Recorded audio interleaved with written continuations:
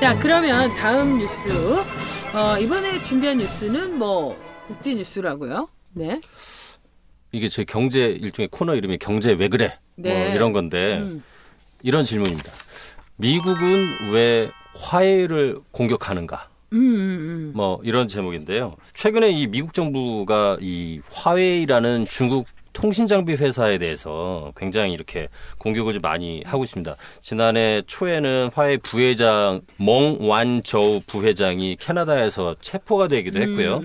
그다음에 그 미국 정부에서 지금 이 화웨이의 통신 장비를 사용하지 말라 이렇게 좀 해서 뭐 미국의 동맹이라 할 수 있는 호주, 뭐 뉴질랜드, 일본, 영국, 프랑스, 독일, 캐나다, 인도 이런 곳에서 지금 화웨이 장비를 사용을 금지하거나 혹은 금지시키겠다 뭐 이렇게 지금 나오고 있고요. 폼페이오 미국 국무부 장관이 최근에 헝가리 부다페스트를 이제 맞아요. 방문을 했어요. 네. 그때 이제 취재진들이 화웨이 문제 관련해서 미국 정부가 도대체 바라는 게 뭐냐 이런 질문을 하니까 폼페이오 장관이 그러니까 거의 화웨이 장비를 함께 쓴다면 그 국가들과 미국 정부가 파트너 관계를 맺기가 더 어려워질 것이다. 뭐 이런 식으로 동맹 여부까지도 이제 좀 아니 그러니까 저는 이 뉴스를 보면서 좀 뭐 황당했던 게 아니 국가가 나서서 한 기업을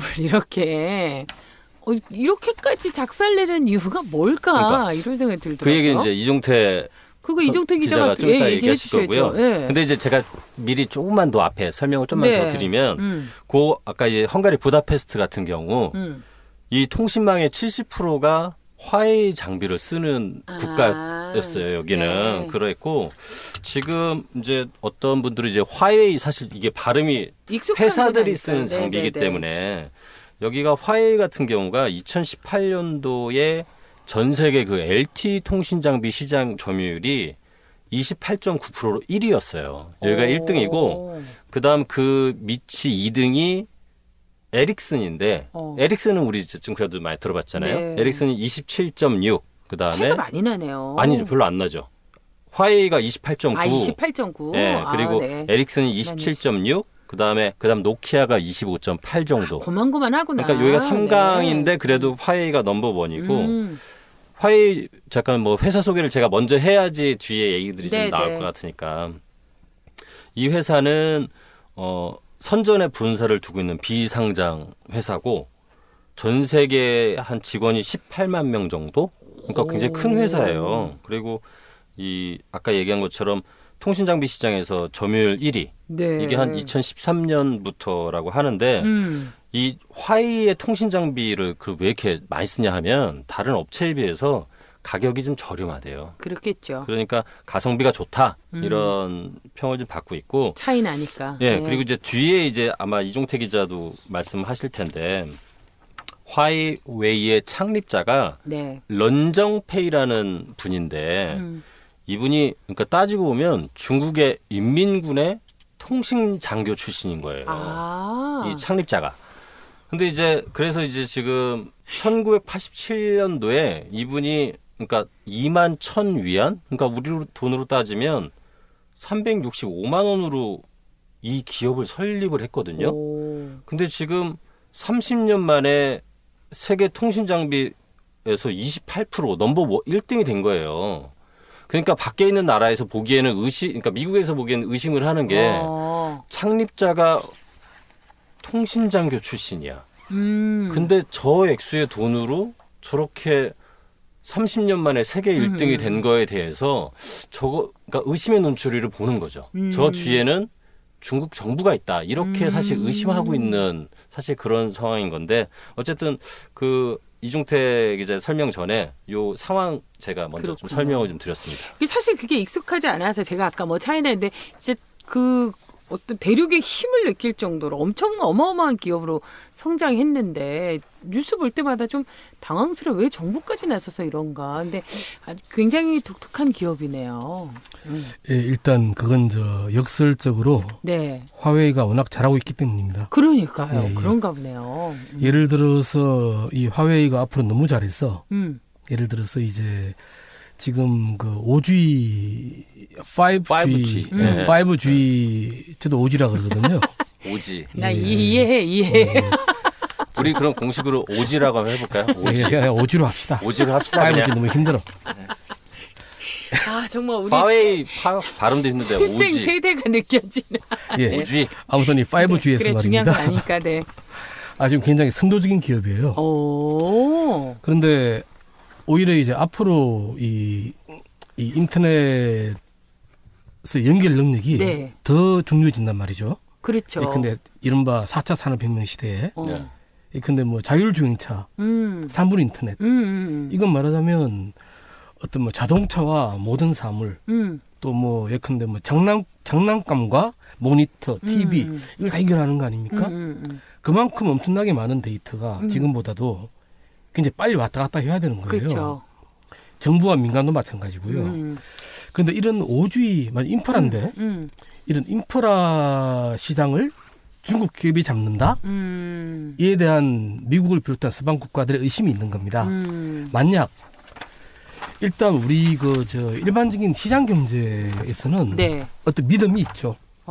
예컨대 어떤 기업들은 기업들의 최대 목적은 상업적 이익을 추구하는 겁니다.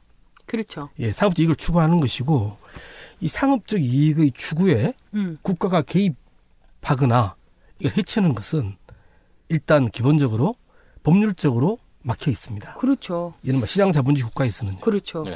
막혀 있는데 물론 중국의 경우에도 일단 기업 개방 이후에 뭐 상법이라든가 뭐 이런 여러 가지 이 계획을 통해서 그런 어떤 그렇게 좀 돼 있습니다. 근데 문제는 뭔가 하면은 중국은 아직까지는 공식적으로는 그 사회주의 국가 아닙니까? 그렇죠. 그리고 사회주의 국가의 경우에는 사실은 기업의 독자적 이익이라는 게 없습니다. 이 원론적으로는 공산당이 모든 국가가. 인민들의 이익을 먼저 알고 또 제대로 알고 그걸 챙겨주는 것은 공산당이에요. 그게 사회주의 국가의 기본적인 구성 원리입니다. 그런 측면에서 사실은 서방 국가들 입장에서는 물론 일부러 그렇게 생각하려고 노력하는 건지 정말 그렇게 생각하는지 잘 모르겠지만 기본적으로 화웨이를 비롯한 모든 중국 기업들은 공산당이 시키는 대로 한다. 라는 믿음이 있는 거죠. 예. 또 그렇게 봐버리면 예컨대 뭐 앞으로 중국이 더 강해지고 또 미국 혹은 서방 국가들과 어떤 긴장이 있을 때 네. 그런 상황에서 서방 국가들의 이 모든 어떤 이 통신망과 또 기계와 기계의 어떤 연결 네트워크를 그렇죠. 미국, 중국 쪽 기업이 장악을 하고 있다면 이건 무서운 일이 되겠죠. 결국엔 이게 주도권 싸움의 이제 시작이나 마찬가지네요. 주도권 싸움인 동시에 네. 제가 볼 때는 그러니까 이제 중국이 그럴 거라고 예. 믿는 체 하면서 예. 막 중국을 이제 몰아가는 수도 그렇죠. 있는데 그와 동시에 제가 서방 국가라도 일정하게 의심할 측면이 있을 것 같습니다. 말하자면 유사시에 예를 들어서 뭐 예컨대 미국이나 뭐 호주가 네. 기본적으로 이제 이 화웨이 5G로 다 연결되고 있는데 중국과 정치적 갈등이 있을 때 중국이 끊어버리겠다 위협한다면. 그렇죠. 근데 한국만해도 그렇지 않습니까? 저번에 그 뭐죠? 갑자기 또 기억이 안 나네. 그럴 수 있어요. 우리 그럴 수 있어요. 네. 사드. 사드. 예. 이건 정치 군사 그게 문제예요. 참 생각이 안 나요. 네, 그런 게. 사드. 네. 네, 정치 군사 문제인데 당시에 중국이 한국에 대해서 어떻게 했습니까? 그렇죠. 말하자면 경제적으로 위협을 했죠. 지금까지도 그러잖아요. 사실 예. 어떤 면에서는. 근데 기본적으로는 그런 시장 자본주의 국가는 그런 짓을 못하도록 돼 있습니다. 물론 네. 근데 미국도 합니다, 사실은. 그렇죠. 그런 짓을 하는데 일단 현재로서는 이제 중국에 대해서 그런 점을 빌미로 압박을 하고 있는 거죠. 근데 이거는 사실은 이제 그 경제적인 문제뿐만이 아니라 그 미국과 중국의 어떤 세계 뭐 패권 싸움인 것 같아요. 이 지금 중국이 워낙 치고 올라오니까 미국이 굉장히 위협을 느끼는 건데 이게 이제 화웨이가 어떤 면에서는 이제 또 경제적으로 신호탄이 되지 않을까 싸움에 본격적인 싸움에 이 신호탄인데 일단 제 저희 개인적 견해로는 네. 미국과 중국을 G2라고 하는 것은 부당합니다. 아, 그래요? 예. 제가 볼 땐 비교가 안 됩니다. 아, 비교가 안 돼요? 예. 아니, 어떤 분들은 곧 뭐 몇 년 안에 중국이 미국을 완전히 경제적으로는 앞지를 거다 이런 얘기도 있으시던데. 예, 가끔 이제 예를 들어서 중국이 한 2010년대 접어들면서 예. 들어보셨죠? 이른바 그 위안화 국제화라는 예, 예. 정책을 펼쳤습니다. 말하자면 그 위안화가 말하자면 이제 지금은 기축통화가 달러 아닙니까? 네, 네. 그러니까 이제 모든 사람들이 달러를 원하죠. 왜냐면 장사를 할 때도 그렇고, 그렇죠. 쓸 때도 그렇고, 네, 네, 네. 다 달러가 필요하니까요. 그래서 이제 말하자면 위안화를 그런 통화로 만들고 싶었던 겁니다. 그런데 그로부터 한 벌써 몇 년 지났죠. 지났는데 그렇죠. 네.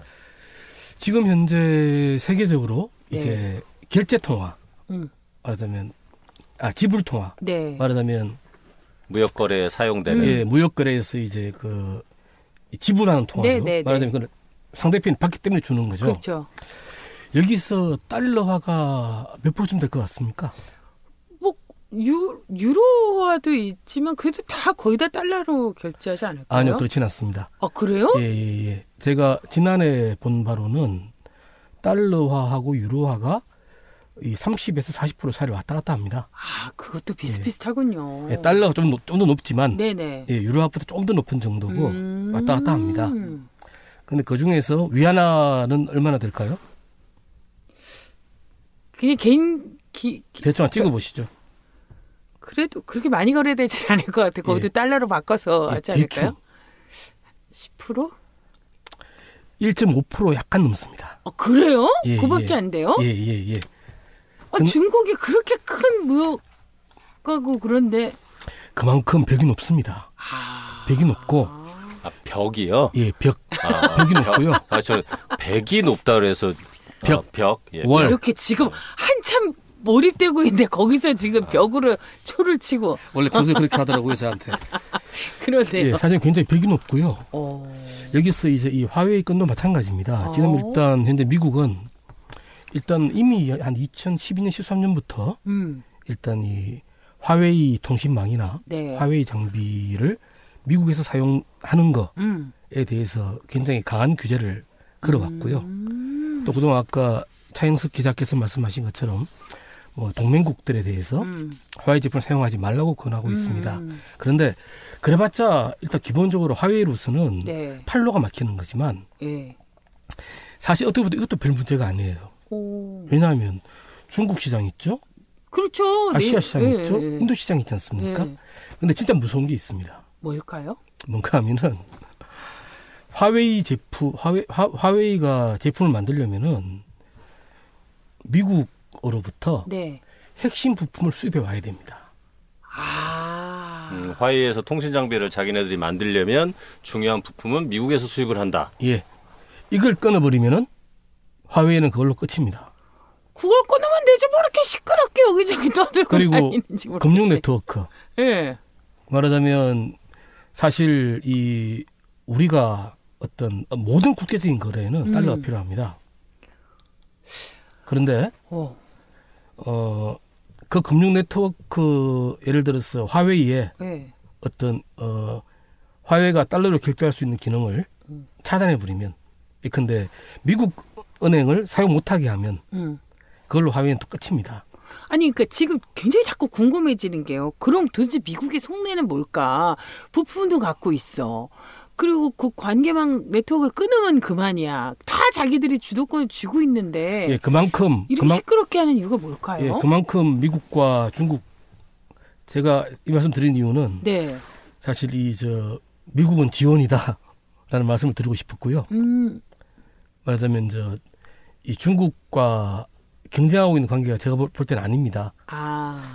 아닌데 기본적으로는 미리 좀 싹을 끊는다라는 것도 있을 것이고 제가 보기로는 트럼프나 어떤 그 주변 사람들 특유의 네. 어떤 뭐랄까 이 장사꾼들이 하는 그 이렇게 흔들고 밀당 같은 건가요? 밀당도 있겠지만 길들이기 같은 걸까요? 뭘까요? 어떤 자유로운 국제 시장에 대한 어떤 저항감이 있습니다. 제한감이 있고 요건 또 말씀드려야 될 것 같은데 네. 기본적으로 화웨이가 사실 이 화웨이의 기업 지배 구조가 좀 외국에서 볼 때는 많이 이상해요. 화웨이는 일단 기본적으로 국유 기업이 아닙니다. 재밌네 이거 진짜. 이거 너무 재밌는 이야기입니다. 네. 끝이 없네. 나름 재밌는 얘기래요. 국유 기업이 아니고요. 이른바 프라이빗 컴퍼니인데요. 여기서 프라이빗 컴퍼니라는 것은 제가 영어를 좋아서 말씀드리는 게 아니라 저한테 너무 친절하지 않으셔도 돼요. 괜찮아요. 얘기하세요. 네. 퍼블릭 컴퍼니의 반대말인데요. 네네. 그런 정도는 당연히 들을 수 있을 것 같아요. 퍼블릭 컴퍼니는 다행이네요. 네. 공기업이 아닙니다. 공기업이 아니라 상장된 회사죠. 말하자면 우리가 어떤 기업의 주식을 살 수 있으면은 퍼블릭 컴퍼니입니다. 근데 화웨이는 프라이빗 컴퍼니예요. 그렇게 아까 비상장 기업이라 그랬잖아요. 네. 그리고 화웨이의 주식은 100% 화웨이 내부인들이 가지고 있습니다. 런정페이 회장이 가진 지분은 1.4%에 불과해요. 나머지는 화웨이 노동자 90들이 나머지 98.6%를 가진 것으로 되어 있습니다. 그렇군요. 가지고 있다기보다는 되어 있습니다. 서류상으로는 그렇게 되어 있다는 말씀이시죠? 제가 볼 때는 그렇습니다. 이것도 탐사보도 하나 해야 되겠네요. 말하자면은 이 화웨이 노동자들은 98.6%를 가지고 있지만 이거를 팔 수도 없고요. 또 보통 주식을 가지면 배당금을 받지 않습니까? 근데 배당금이라기보다는 일단 성과급 형태로 뭔가 지급이 되긴 되는데 이게 배당금인지 아닌지에 대해서는 아무도 잘 모릅니다.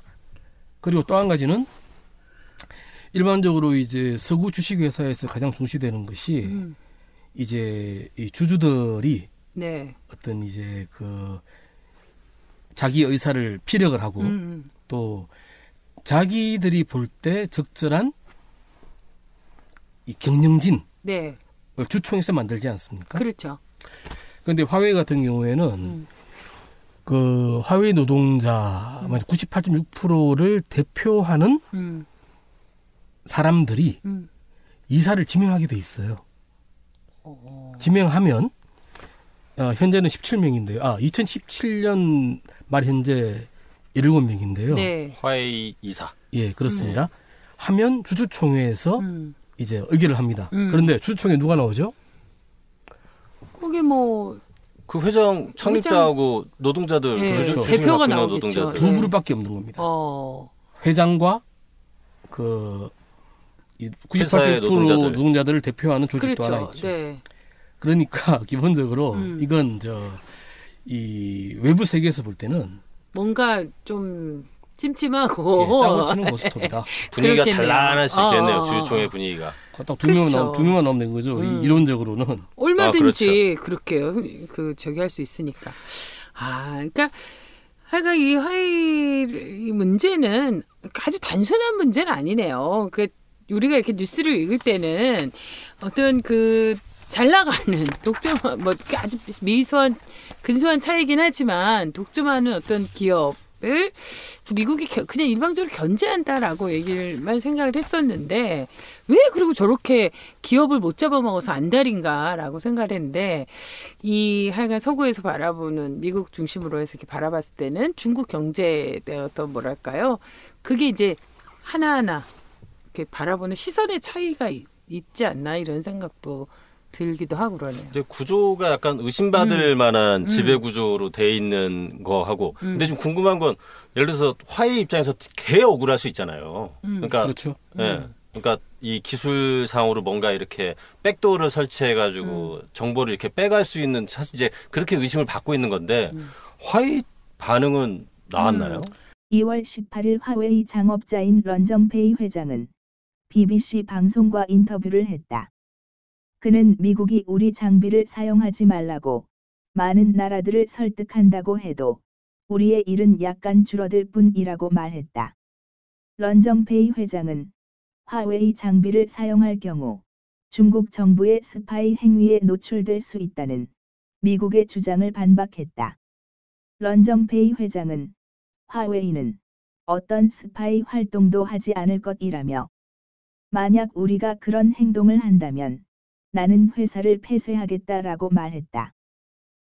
일단 화웨이가 다른 테크 기업의 기술을 절취한다는 것은 어느 정도의 근거가 있다고 생각이 되고요. 그런 문제제기가 있었어요, 실제로? 예, 실제로 그 자체는 증거도 있습니다. 네. 증거도 있는데, 그래서 심지어는 화웨이가 미국의 어떤 회사에 손해배상도 한 적이 있습니다.